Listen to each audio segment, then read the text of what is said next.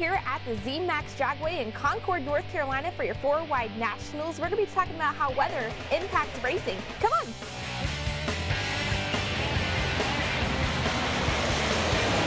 The Z-Max Dragway is the only 4-lane drag strip in the world. A sellout crowd watches everything from souped-up sports cars to the action-packed nitro cars. You need dry weather to race, but there are other factors you might not think about. This is why teams use their own stations to track weather right up to the moment the car blasts down the track. Funny car driver Jack Beckman and his team have plenty of experience adjusting to the temperatures and humidity. They check the water grains or the amount of moisture in the air because they affect the compression ratio, amount of supercharger overdrive, and nitro fuel percentage, among other factors. It's important because the engine burns oxygen and not water. And by the way, air is not the same everywhere. There are more trees here on the East Coast, which means more oxygen. The further up in elevation you go, the less air you have. This plays a role when tuning the car. Sky cover is another important factor. On a sunny day, the track can be over 50 degrees warmer than the air, which can affect the car's run. You start to get to that 110 to 115 range, you got to be mindful. You get to 130 degrees, completely different animal. So what's the perfect weather conditions? A cloudy day, where the track's cool enough to run good, but the weather's nice enough the fans are enjoying it.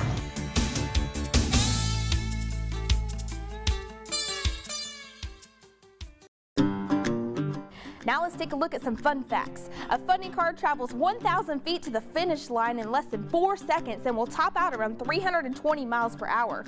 The engine handles over 8,000 horsepower, therefore not all the parts will be reused for the next race, such as spark plugs, clutch floaters, piston rings, rod bearings, and crank bearings, just to name a few.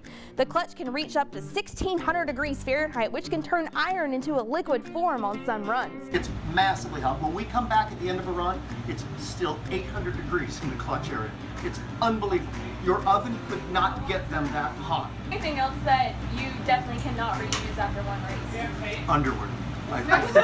All jokes aside, these cars mean business. These engines don't run on regular gasoline. They use a nitromethane mixture that costs about $16 per gallon. Fuel pumps flow 108 gallons a minute. So to put it in perspective, you could empty out that drum in about 34 seconds. It flows more fuel than a 747 cruising at 550 miles an hour. It's stunning. Glad I don't have to pay that kind of money at the pump. Did you know that the back tires change in size and move at different speeds?